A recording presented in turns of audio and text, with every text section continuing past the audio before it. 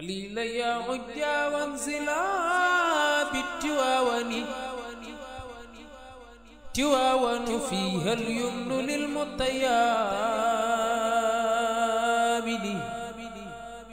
خليل يا عجا وانزلا بالتواون. بسم الله الرحمن الرحيم.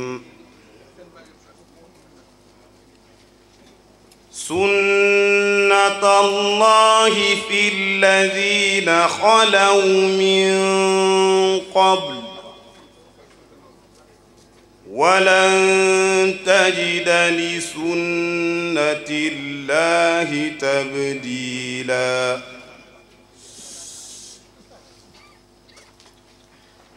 يسألك الناس عن الساعة. Repentance en islam, Kitab al-Tawba fi Din l'Islam. Ce livre, nous le publions à titre posthume 11 ans après son rappel à Dieu, en octobre 2007. 11 ans pour réaliser sa volonté, c'est long. Ça a même pu susciter quelque impatience, parfois, disons-le, justifiée.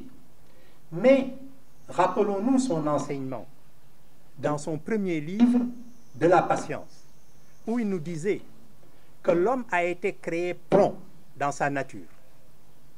Je vous montrerai mes signes. Ne me hâtez donc point, dit le Seigneur. Ne me hâtez donc point.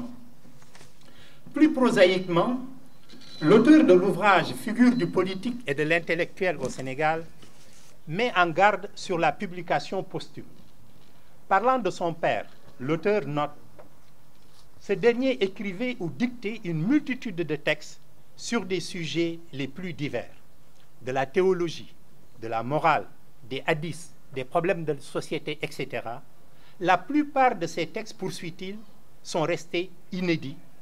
Ils le resteront certainement à jamais, car la publication de textes à titre posthume, sans indication expresse de l'auteur, avant sa mort, est une lourde responsabilité qu'on hésite à assumer, conclut l'auteur.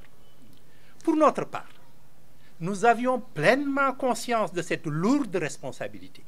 Il est vrai, dans notre cas, le défunt avait exprimé le souhait de la publication. Dès lors, notre défi était de faire plus qu'il n'aurait fait de son vivant, du moins dans la forme éditoriale. Aussi, après que le frère Ali Sow et moi-même avons fini de rassembler, de réviser et de saisir les manuscrits de l'auteur, les premières épreuves ont été soumises au professeur Djibril Samb, qui, de par sa profession, est un expert reconnu en matière d'édition scientifique. Mais comme tous les textes qui entrent dans son laboratoire, les manuscrits de la repentance ont subi les règles et normes de la révision à caractère académique et ont été livrés à l'agenda du chercheur inlassable. Nous espérons, dans cette mission à la fois filiale et spirituelle, avoir été à la hauteur de l'auteur qui ne souffrait aucune approximation. Il nous a laissé une immense œuvre, marquée par une grande rigueur dans l'analyse et des références précises tirées du Coran et de la Sunna mohamédienne. Nous voulons témoigner ici que c'est avec un soin particulier et une grande persévérance que Djibril a accompli cette tâche en mémoire de son frère de lait, de surcroît homonyme de son illustre père, le cadi Amadou Makhtar Samb à Saint-Louis. Pour Djibril, son frère, qu'il qualifie de méditatif, est entré tard dans l'écriture, mais il a produit une œuvre substantielle, dense et exigeante.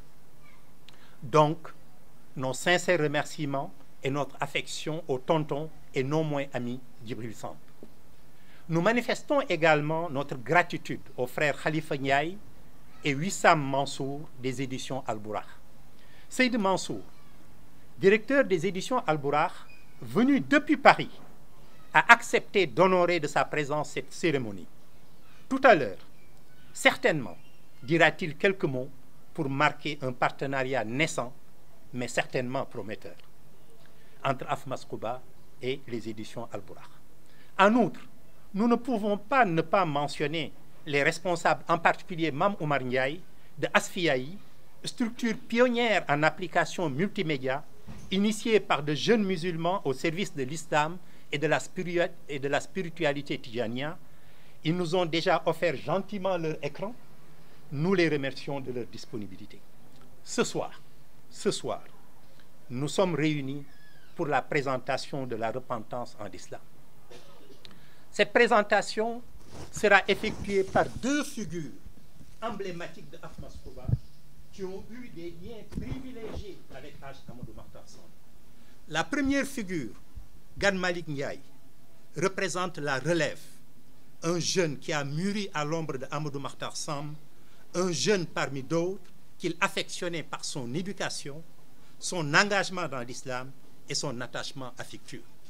La deuxième figure, qui sera en vérité le premier à prendre la parole, est le président de Ahmad Kouba, homme discret, de qui Amadou Mahtar Samb disait qu'il était un homme de droiture et de rigueur morale. Qualité qui, au-delà des relations familiales, fondait l'amitié et la confiance, voire l'intimité qui marquait leurs relations. L'écoulement du temps n'a pas démenti cet engagement de tonton Alpha Thiongane à la Khadra de Kouba et la loyauté à la mémoire de Haj Mahtar. Cette prise de parole tout à l'heure en est sans nul doute un moment vivant et illustratif. Nous vous laissons la parole. Et je me permettrai d'ajouter notre ami Idi Pouy. Idi Pouy aussi est un ex-grenoblois qui a été invité à cette cérémonie. Je l'aperçois dans la foule. Alors, ceci étant, on va commencer par vous saluer à l'islam et ensuite essayer d'aborder le sujet. Le sujet revêt, en plus de ce que Pape Touti Sow Mahtar vient de dire, le sujet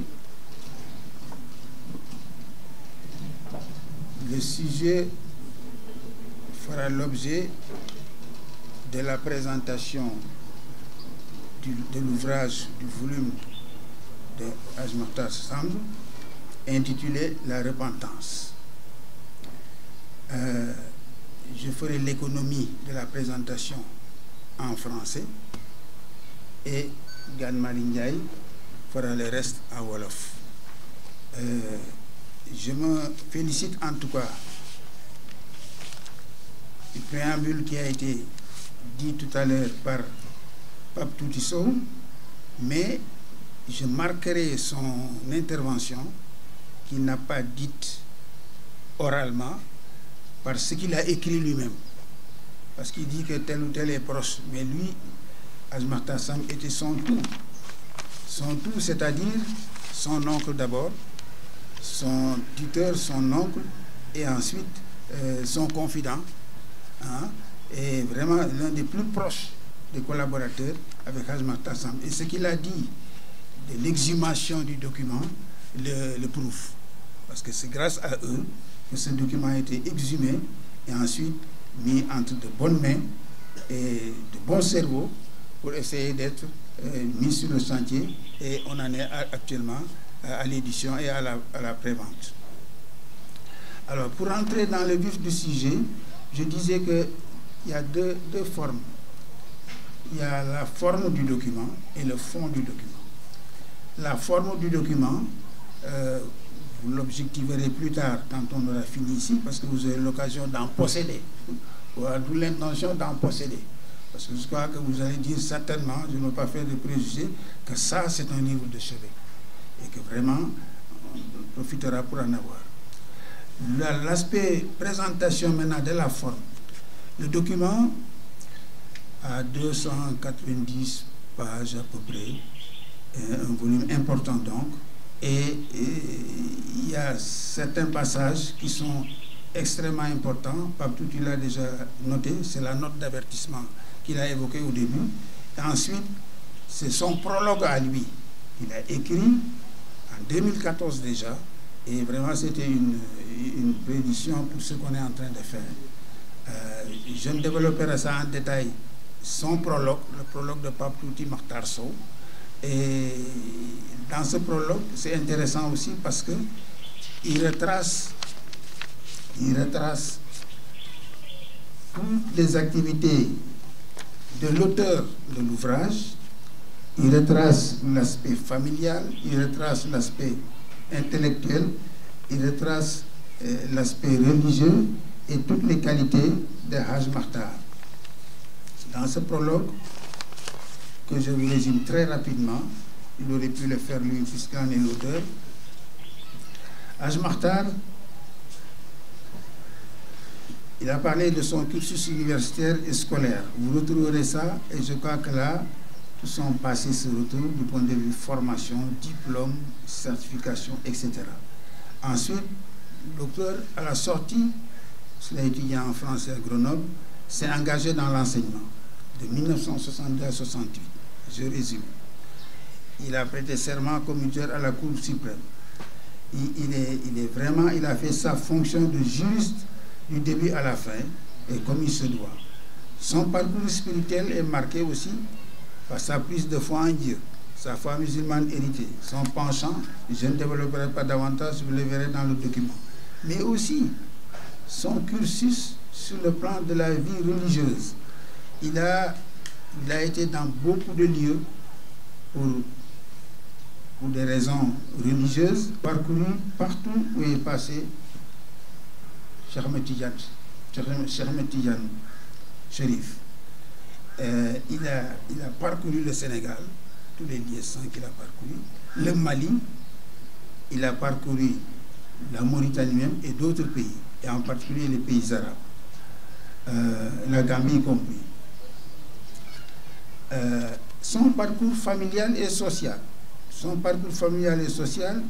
Il avait un sens élevé de la famille. Ce qui nous réunit ici et continue de nous solidariser en est une preuve. Tous ceux qui sont ici sont plus ou moins amis ou apparentés à Cheikh Ahmed Makhtar et aussi faisant partie de sa guidance. Maintenant, il y a des renseignements particuliers sur l'éducation et la réforme qu'il a éditée, la voie de la tariqa. Il est entièrement dans cette voie-là. Et ensuite, les ligues du bâtisseur. Le bâtisseur nous lance des ouvrages, vous les verrez dans les documents qui seront présentés, et entre 7 et 8 ouvrages, sinon plus. En tout cas, le dernier en date, c'est celui qu'on va examiner aujourd'hui. En plus de ce qu'il a légué, il y a évidemment le trésor en héritage prière, la formation, les zikrs, les longes, etc. En plus de cette belle corbeille d'ouvrages que vous verrez, que vous connaissez, que certes la plupart d'entre vous connaissent déjà, et que vous aurez la possibilité d'acquérir à la sortie ou ailleurs à travers nos amis d'Al-Bouraq, qui sont nos éminents assistants et aides. Ensuite, il y a l'espace spirituel. L'espace spirituel, Haj Makhtar l'a bien balisé. La réalisation de cette spiritualité s'est traduite déjà par ce qui nous entoure ici, les immeubles qui ont été, les bâtiments qui ont été construits de son vivant, et toujours dans le cadre de cette spiritualité. Et ce qui nous vaut de l'or actuellement, parce que vraiment c'est des repères sans faille. À part ça, il nous a, bon, notre ami Pape Touti nous a fait une remarque fondamentale qu'il fera méditer, qui fera l'objet de méditation approfondie. C'est que l'année 2017 constitue pour nous tous pour une espèce d'énigme qui est relative à la création d'abord de l'amicale, ensuite à l'inauguration des médersa et des bâtiments qui sont ici, du cycle de formation qui est à l'étage, la médersa, de ces voyages spirituels et traditionnels, et tout ça, il y a les chiffres 7, 67, 10, etc., qui sont en plein là-dedans, et ce sera des sujets de méditation. Méditation, ça rejoint évidemment son fameux ouvrage, la méditation, qui nous a beaucoup préoccupés ici et occupés pour notre formation. la méditation à la purification dans l'islam. Voilà ce qu'on voulait introduire pour l'environnement de l'auteur, et de ses anciens amis et parents. Et maintenant, nous allons essayer de parler d'une autre partie de la forme du document. J'ai dit que c'est un volume de 290 pages à peu près. C'est un volume qui comprend ce qu'on vient de dire, le prologue et tout ce qui reste. Et c'est un volume qui comprend deux grandes parties. Dans la première partie, qu'il a intitulée Titre 1, Allah at-Tawwab, Titre 1, avec les chapitres correspondants, très détaillés, qui nous instruisent sur le contenu du livre. La deuxième partie, qui s'appelle, là-bas c'est titre premier pour les, pour les machins, et titre 1, titre premier, ou titre 2, Allah est le seul qui accorde et agrée la repentance et purifie son serviteur. Ça, c'est le titre 2, ça aussi c'est essentiel. Au titre 1, Cheikh Ahmed Makhtar l'a intitulé Allah et At-Tawwab, réparti sur 3 chapitres. Là, il incite les serviteurs repentants à se connaître et à connaître son Seigneur. Et ça, c'est pas toujours la meilleure chose. Dans cette première partie qu'on vient d'évoquer, Allah incite le serviteur repentant à se connaître et à connaître son Seigneur. C'est très important. Parce que finalement, ce dont on va discuter va graviter autour au moins de 3 choses. Le nafs, l'âme humaine. La deuxième partie, c'est Shaitan, qui est toujours à côté du nafs. Et la troisième partie, c'est le monde qui nous entoure et aussi qui fait partie des déviations. Des déviations de notre vie et de notre comportement. Et de ce pourquoi nous devrons faire beaucoup de repentance par rapport à Dieu et par rapport aux voisins, par rapport aux autres personnes. Alors, dans cette partie, je n'insisterai pas sur tout ce que vous savez sur l'âme, le nafs et son rôle d'instigatrice de mal, et qui est à la base de beaucoup de choses. Ce nafs-là nous gêne beaucoup dans notre comportement. À côté du nafs, qu'on ne développera pas outre mesure, dont il faudra prendre conscience que c'est un élément très négatif dans la vie d'un être humain, musulman ou non, il y a Satan lui-même, qui est l'ennemi de l'homme. C'est connu. Le serveur saura en outre que Satan est l'ennemi de l'homme et que c'est lui qui a inspiré le mal qu'il a commis. Et ce Satan-là, il est toujours à côté du nafs, en symbiose, pour nous faire dire, ou nous faire commettre des péchés. Ça aussi c'est connu. On le développe, c'est ça développé dans les livres à côté. Là, on cite beaucoup de choses, il y a plein d'écueils dont il faudra s'éloigner pour ne pas rentrer dans les pièges de Satan et dans les pièges du nafs. Se méfiera de ça pour ne pas commettre des péchés. Parce que les péchés, finalement, c'est l'objet de ce que nous allons étudier plus tard, ou que nous verrons dans les livres, les péchés, mooy bàkkaar en wolof. Alors, il serait bon aussi de parler des connaissances des attributs de Dieu, la connaissance des attributs de Dieu, conduit le croyant à la conscience en Dieu après la soumission totale du Seigneur. Dans cette partie, donc, vous retrouverez un peu partout dans les livres qu'Allah incite son serviteur à la repentance pour qu'il connaisse son Seigneur. D'abord qu'il se connaisse d'abord, mais qu'il connaisse son Seigneur. Et c'est là qu'il y a la panoplie de At-Tawwab, l'expression de Dieu unique. At-Tawwab, expression de Dieu bienveillant, miséricordieux. At-Tawwab, expression de Dieu miséricordieux, pardonnateur et patient. L'expression de celui qui est digne d'amour et de reconnaissance. L'expression du Dieu pudique face à son serviteur. L'expression du Dieu juste. Et une fois ce passage lu et compris, Allah nous dit, Allah est le seul qui accorde et agrée la repentance et purifie son serviteur. Donc après le constat passé, se prendre conscience qu'il n'y a que Allah qui peut accorder et agréer la repentance. Et la repentance qui est notre visée. Et purifier son serviteur. Ensuite, prendre conscience que Allah commande la repentance et y attache des bénédictions. Les bénédictions seront développées dans l'ouvrage, et je crois que ce sera des facteurs de motivation très importants pour s'attacher à la repentance et s'attacher au bon Dieu. Ensuite, après cette phase-là, nous développerons l'autre phase qui est la définition et la signification de la repentance. Ça, c'est un peu vers la moitié ou la fin du document. C'est des définitions clés dont il faudra prendre connaissance pour pouvoir avancer dans notre comportement actuel ou futur. Le Coran et la Sunna nous apprennent que la repentance peut être rendue en arabe par deux termes. Inyaba, conversion, et tawba, revenir. Revenir, c'est capital aussi dans ce domaine-là. Alors, à côté de ça, il y a la deuxième partie. Il y a aussi ce qu'on dit le but de la repentance.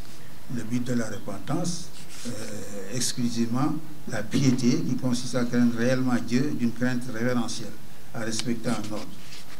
En résumé, le repentir du serviteur signifie abandonner ce que Dieu a interdit, le péché, et revenir à ce qu'il a ordonné, c'est-à-dire l'état de pureté et de soumission à Dieu appelé fitra.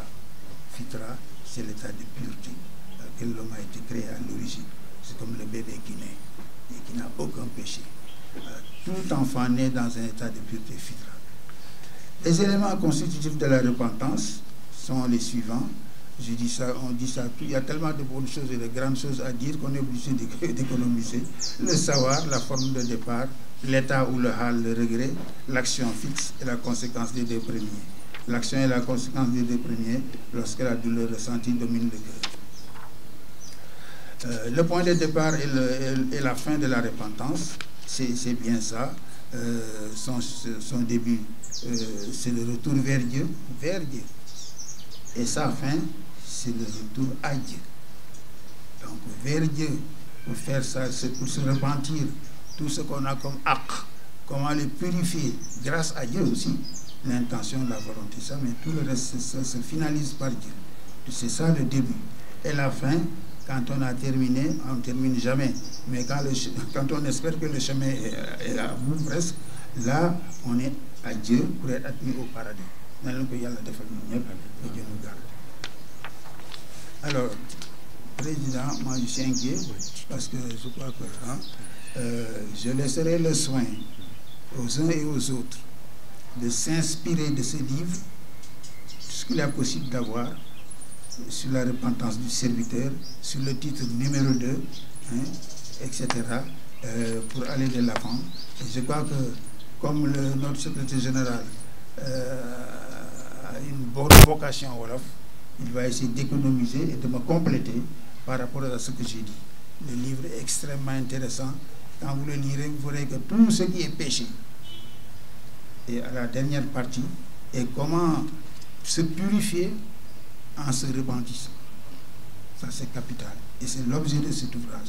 Je dirais que cet ouvrage est le frère ou la sœur ou le frère de l'ancien, celui qu'on n'a pas cité, purification intérieure et extérieure, et les deux se complètent admirablement. Donc nous vivons pour perdre nos péchés, d'abord. Et ça, c'est capital. Je ne sais pas, beaucoup d'autres l'ont écrit, les ouvrages sont là, partout on lit ça, mais ça, vraiment, c'est le fond, le summum et le fond de cet aspect de purification. sama xel dañ ma ne tënk ko ci fukki minute ma ne fukki minute de li ma jot a jàng bu dee ñaar fukki at la wala lu ko ëpp li ma ci dégg xam naa ni bëriwul li ma ci jëfe tamit bëriwul waaye xam naa ni ci fukki minute mun naa ci wax tuuti rek ngeen baal ma boo leen déggul li may wax nag ndax niveau bi sunu niveau dafa tuuti lool ci tekki joxe li nga xam ne Hadj Makhtar Samb dund na ko seetlu ko gannaaw bu mu defee ay méditation yu bëri gannaaw bu mu tarbiya ay nit yu bari am fu mu leen jëlee am fu mu leen yóbbu ba am ci expérience ba mun ci wax loo xam ni dina jëriñ nit ñi man dinaa ci lot waaye am na yu ma ci jàpp ndax mbir mu nekk da ngay xool fan la tegu yan socle ñoo ko téye ak yan pied ci lañ ko teg bu boobaa di nga xam fan nga mën a jëm mu am lenn loo xam ni mënuñu ko ñàkk xam ci wàllu téere bi daf ko teg mun naa wax ni pierre angulaire bi ci ñaari mot ñaari baat la ko tënk mooy inaaba ak at tawba inaaba président wax na ko léegi mooy nit yàlla cër bi mu ko jox yépp dina dem ba benn jamono yoon bi nga xam ni yàlla xàllal na ko leeral ko ci dundu yonent yi leeral ko ci dundu nit ñu baax ñi nga xam ni jamono bu nekk dana am koo xam ni dana ñëw feddaliwaat diine gi donc de façon perpétuelle diine gi ñu ngi koy leeral nit dana dem ba topp ba kanam ba wàcc yoon bi yoon salaa salaam jàngale ne ko ci rëdd benn rëdd ba pare rëdd ay càll ci yoon bi wax ni siraatal mustaqim mooy yoon bi waaye léeg-léeg nag seytaane këf la bu dugal la ci beneen yoon inaaba mooy bu la yàlla baaxee par sa grâce dimbali la ba nga prendre conscience ni yoon bi nga jël baaxul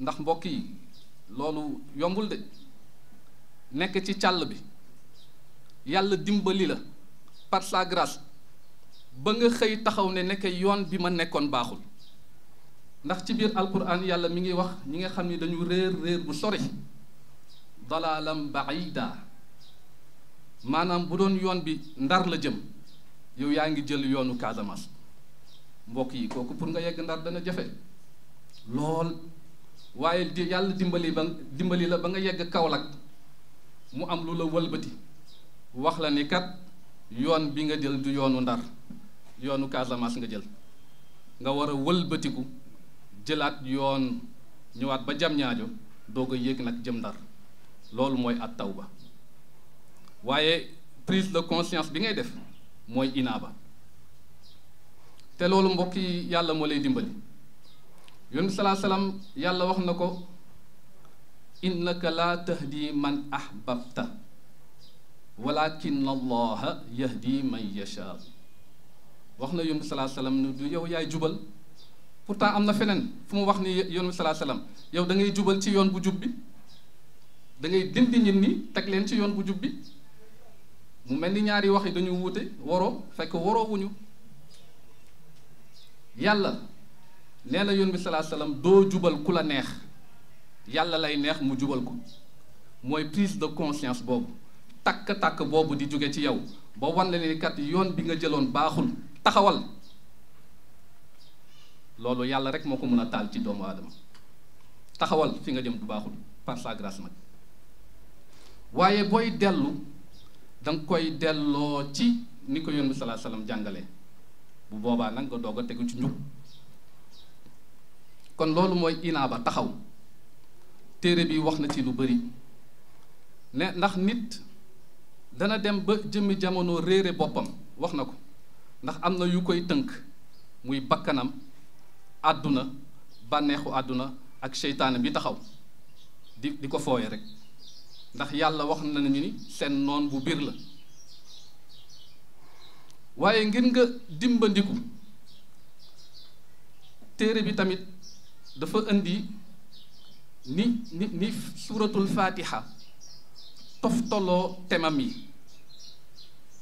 suuratul fatiha ni mu toftaloo ay tem am na benn nitu yàlla am ku ko doon wax ni man kat fatiha daf ma yéem moom mu ne ko li ko yéem ci fatiha mooy ni mbir yi ràbbantaloo ni mbir yi tegaloo Haaj Maxtaar radiyallahu anhu mi ngi wax ci téere bi ni yàlla binduñu lu dul ngir ñu jaamu ko iyyaka na'budu wa iyyaka nasta'in waaye ngir nga jaamu ko foog nga tàmbalee ci suuf maanaam fatiha doone bismillahi rahmani rahim alhamdulillahi rabbil alamin boo koy jàng mun nga wax loolu jëm ci wala daalina waaye boo koy jëfe ngir sellal sa bakkan ngir dellu sa borom ci suuf ngay tàmbale wala daalina da ngay fexe ba doo réer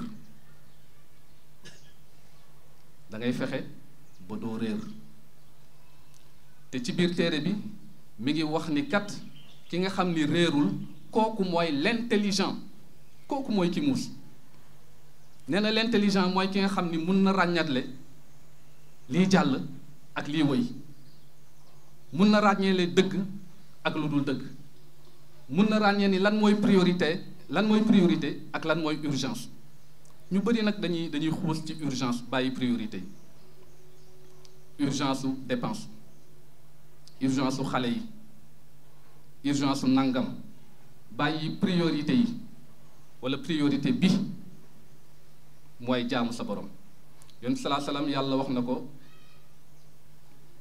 na nga jaamu sa borom ba ngay génn àdduna ba dee dikkal la kon jaamu du wàcc doomu aadama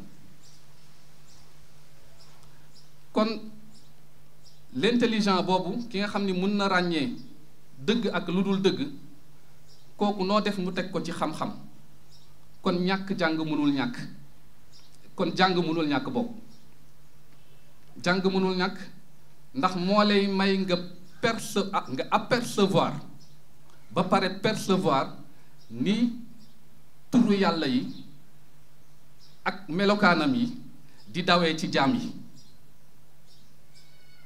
ni turu yàlla yi ak melokaanam yi di dawee ci jaam yi ki muus dëgg yàlla mi ngi leen di tuddee ulul albaab doué d'intelligence moom nee na ki intelligent Haj Maxtaar ci biir téere bi mooy ki nga xamante ni mun na ràññeele dëgg ak lu dul dëgg mun na ràññeele éphémère ak passager mun na ràññeele lii priorité ak lu dul priorité ndax yàlla mi ngi koy wax inna fi xalqi samawati wal ard waxtilaafi leyli wan nahaar la ayatin li ulil albaab a ngi noonu alladina yadkuruna allaha qiyaman wa qu'udan wa ala junubihim ñi nga xam ni fu ñu toll ñi ngi fàttelu ko borom bi kon seen dellu ci yàlla du mus a jeex gannaaw bi leen yàlla dimbalee ba ñu taxaw inaaba xam ni kat fa ñu nekkoon baaxul ñu daal di tuub bu dëgër ci biir téere bi wax na lan mooy tuub bu dëgër tuub bu dëgër an nadam ala ma faata mooy li nga xam ni defoon nga ko ci ñaawteef ci njuumte tegewul ci lenn lu dul ci ñàkk xam léeg-léeg sax ci tayef nga rëccu ko rëccu boo xam ni di nga toog fukki at xalaat jëf boo jëfoon say rangoñ tuur loolu mooy rëccu dëgg Seydina Omar radiyallahu anhu doy na ci jàngale ndax jamono bu jékki-jékkiyeen xelam dem ci doomam bi nga xam ni ndeysaan jigéen la woon te jamono yooyu ku am doom bu jigéen da nga koy suul muy dund mbokk yi nga xam ni lislaam teral na doomu aadama lislaam teral na jigéen mu suul ko noonu waaye yoon salaa salaam nee na at-taa'ibu min az-zambi kaman la zambala ki tuub ba rëccu ba saa yu xalaatee jëf boobu dënn bi fees rangoon yu tuuru nee na kooku kat saa yu tuubee dafa mel ni bàkkaar boobu defu ko woon mësu ko def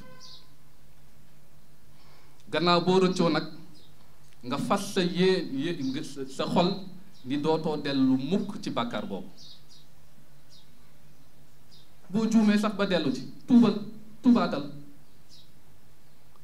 ndax Haj Maxtaar mi ngi koy fàttali xadis bi yoon sallallahu alayhi wasallam wax ni yàlla dana xëy guddi di wax ana jaam ban moo ko tooñoon di tuub mu tuubal ko mu nangul ko ngoon it noonu kadalika donte sa nafs wala seytaan wala àdduna jeyaat na la ba nga duggaat ci li nga rëcc woon ci li nga waxoon dootoo ko defaat mukk da nga juumaat tuubaatal. lu tax ngay tuubaat ndax kat yàlla dafa bëgg attribut yi di feeñ ci jaam yi, dafa bëgg attribut yi di feeñ te bokk na ci attribut yi mu am mooy at-tawwaab, mooy ki nga xam ni du dañ mukk di nangu tuubu jaam lu mu tilim tilim tilim du dañ di nangu tuubam. noo def attribut yi di feeñ ci jaam yi, kon jaam yi foog ñuy bàkkaar, jaam yi foog ñuy juum, téere bi loolu lay leeral. waaye foo juumee foo defee bàkkaar rek delluwaatal ci borom bi ndax moom mooy at-tawwaab. ndax xadis yu bëri ak waxu mag yu bëri ñëw nañu di fàttali ni amul bàkkaar bu tiim yërmande yàlla, amul bàkkaar bu tiim nangu bi yàlla di nangu jaam bu dellu ci moom, amul. ah xanaa shirk, dee ci shirk bokk, dee ci shirk. ndax mbokk yi yonent salaa salaam xaaj Moxtaar bi nga koy fàttali ci biir téere bi ngi ñoo xam ne dañuy bàkkaar di tuub di ko jéggalu mu leen di jéggal. mbokk yi déggal wax bi, boo leen dul woon bàkkaar yàlla dina leen fi jële indi ñoo xam ni dañuy bàkkaar di tuub di dellu seen borom yàlla di leen nangul seen tuub. ndax ndoo def attribut divin boobu di at-tawwaab feeñ ci jaam yi, te pour mu feeñ ci jaam yi il faut jaam yi def bàkkaar. ndax ba dara amul woon yàlla moo fi nekkoon moom ak ay turam yu sell yi ak melo yu yëkkatiku yi.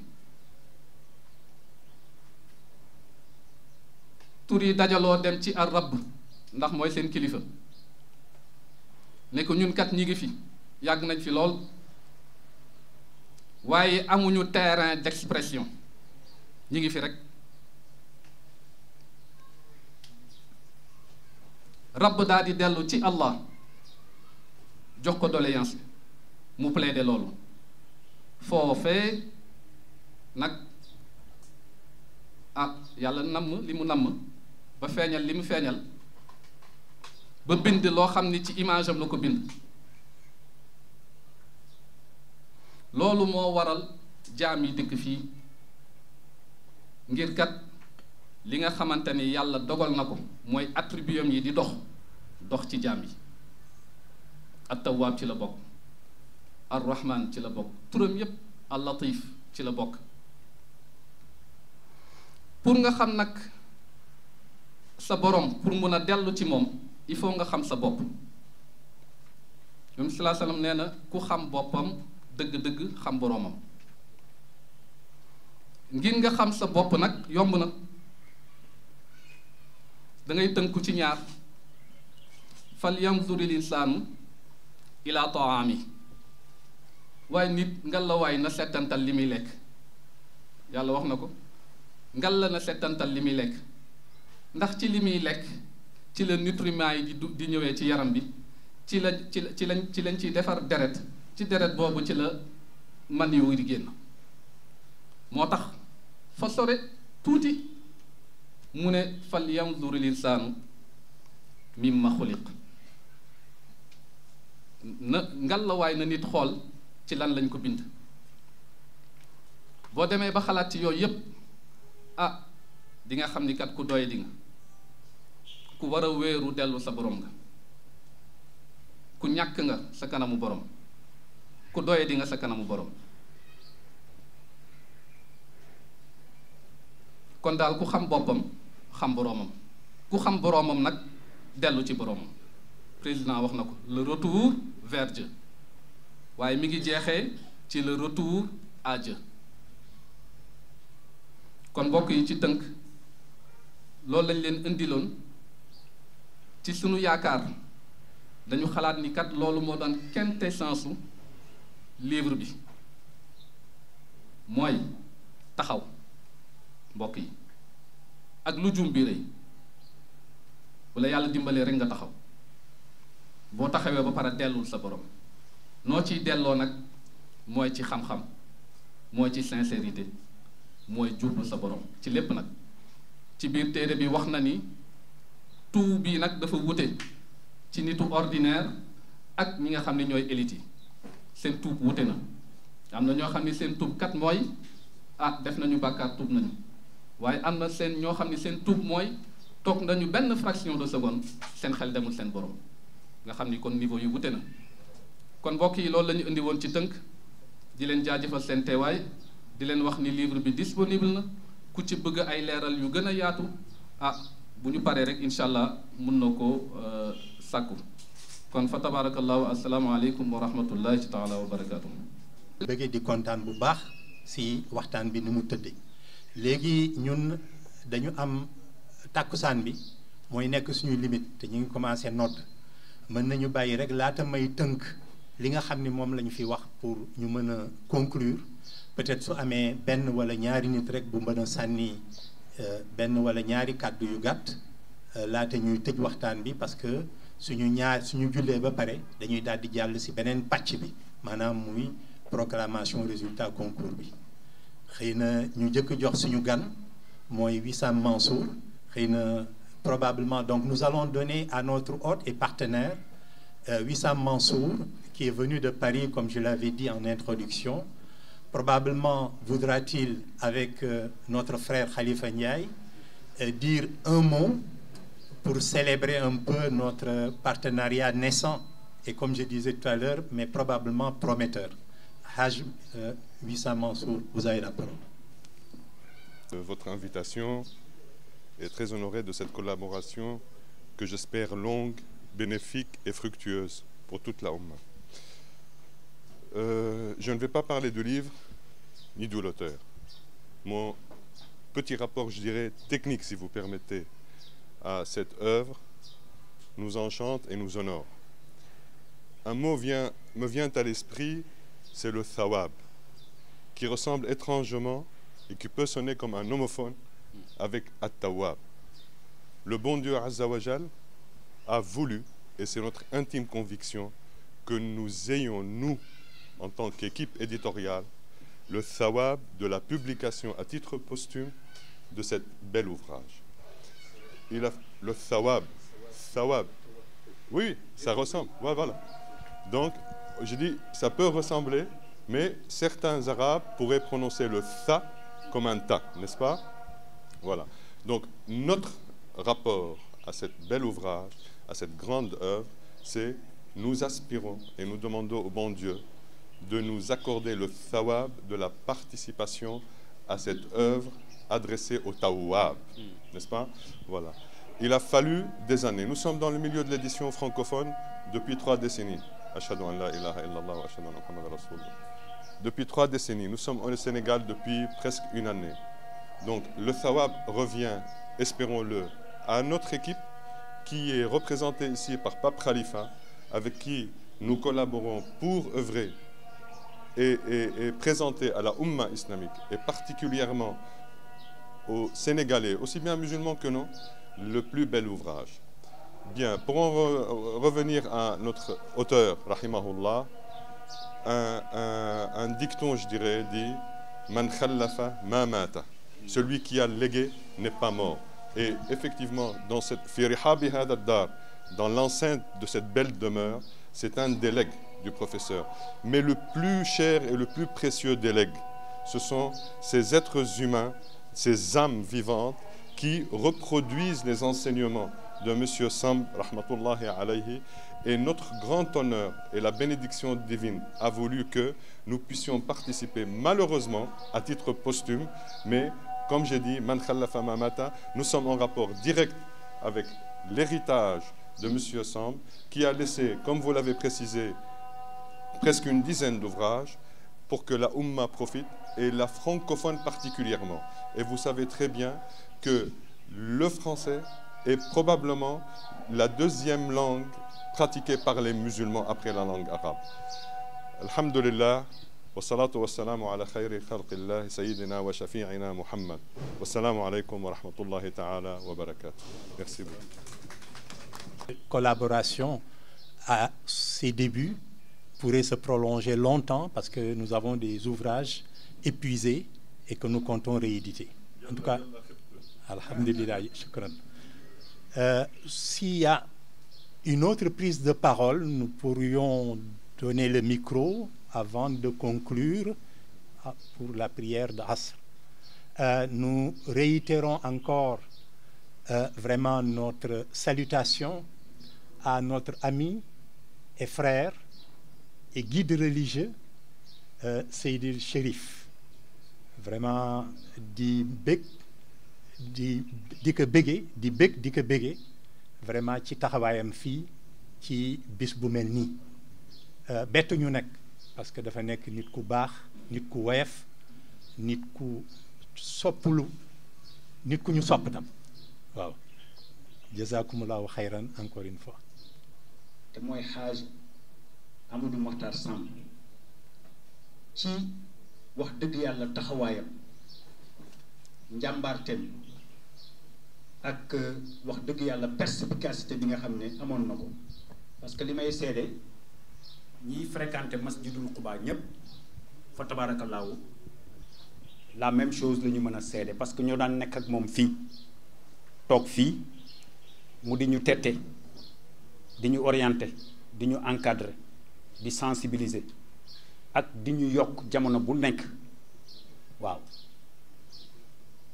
te mënoon nañu jur loolu mooy li nga xam ne di exemplarité boobu mënul woon ñàkk ma seede ko pas en tant que mbokku deret mais en tant que disciple parce que nag wax dëgg yàlla boo bokkee ci xeetu Seyduna Muhammad sallallahu alayhi wa sallam muy gën di mindeef ñu wàcce ci moom téere bi gën ci téere bi yàlla jox ñu diine bi gën ci diine yi su fekkee ni àgguloo ci engagement bu toll nii wax dëgg yàlla war nañu seetaat say mbir parce que wax dëgg qui s'engage s'oblige qui s'engage s'oblige boo ne jullit laa war nga am melo boo xam ne moom lañ lay xaare ndax Seydina Muhammad sallallahu alayhi wa sallam yàlla taggewu ko dara lu dul wa innaka la ala xuluqin azim beneen bi ci des moom lay tëjee mooy lim ñu jàngaloon la perfection de tout acte est subordonnée à l'excellence de l'intention avec laquelle on l'accomplit.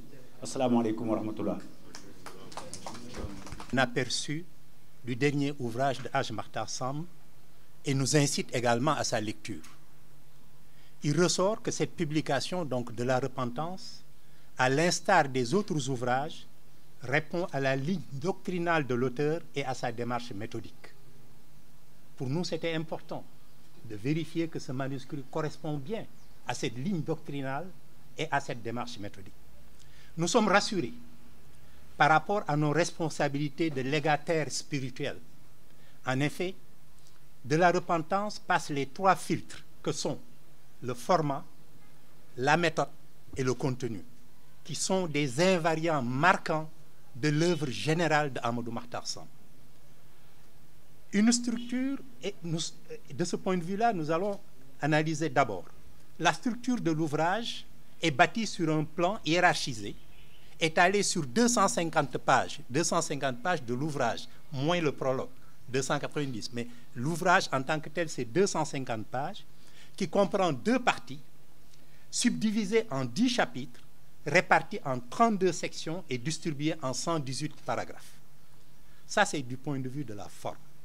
Du point de vue de la démarche, comme à son habitude, la méthode est assise sur un argumentaire fondé sur des références scripturaires. Tous ces ouvrages commencent toujours par les bases scripturaires de ce que je m'en vais écrire. Nous avons dénombré 330 références, dont 237 de sources coraniques et 93 des hadiths de sources sunnites. Voilà ce qui est du point de vue de la méthode. Du point de vue du contenu ou de la finalité. D'abord, de la repentance prolonge une longue série d'écrits de Hadj Makhtar Samb motivés par l'amour de Dieu. La passion de Dieu et ses attributs en sont le fil conducteur. De la patience qu'il a écrit au tout début donne écho à l'affirmation coranique Allah aime les patients. Allah wa Allahu yuhibbu sabirin. Si Souratul Imran. De la confiance en Dieu pour marquer ce que dit le Seigneur. Allah aime ceux qui lui font confiance. Inna Allahu yuhibbu al mutawakkilin. C'est Ali Imran. mu delluwaat dans de la purification intérieure et extérieure pour illustrer l'amour du Seigneur qu'il a manifesté à ceux qui se purifient. Wa Allahu yuhibbu mutahirin. De la repentance donc, je crois que c'est extrêmement important de voir. C'est chaque fois que le Seigneur dit « j'aime ceci », Amadou Mahtar Samb écrit un livre avec un titre correspondant à ce qu'aime le Seigneur. Et nous avons vérifié que de la repentance ne rompt pas le fil de cette passion de Dieu. Lorsque le serviteur préfère son désir à mon obéissance, je le prive du plaisir de mes confidences. À la recherche de la proximité du Seigneur, Amadou Mahtar Samb inscrit son œuvre, ses méditations, pour reprendre, ses actions dans ce que le Seigneur apprécie et met en valeur. Ainsi, avec de la repentance en islam, Hadj Mahtar Samb reste fidèle à cette quête inlassable de l'amour de Dieu. Par la louange, il célèbre la gloire du Seigneur et implore son pardon, car c'est lui le grand accueillant au repentir. Fasabbih bihamdi rabbika wastaghfiru innahu kana tawwaba. Sûrement, et c'est là où je vais conclure, je fais une hypothèse du fond du cœur. J'ai dit sûrement, avec l'écriture de la repentance en l'islam, Hadj Mahtar Samb, dans la discrétion, dans la grande discrétion, a accompli son dernier exercice de purification dans la voie de l'amour de Dieu. Le bonheur de la rencontre du Seigneur est promis à ceux qui se purifient. Inna Allahu yuhibbu tabawin wa mutahhahin. Donc foofu la ñuy yam foofu la. Assalamu alaykum wa rahmatullah. قليلا يا عجا وانزلا بالتواون تواون فيها اليمن للمطيابد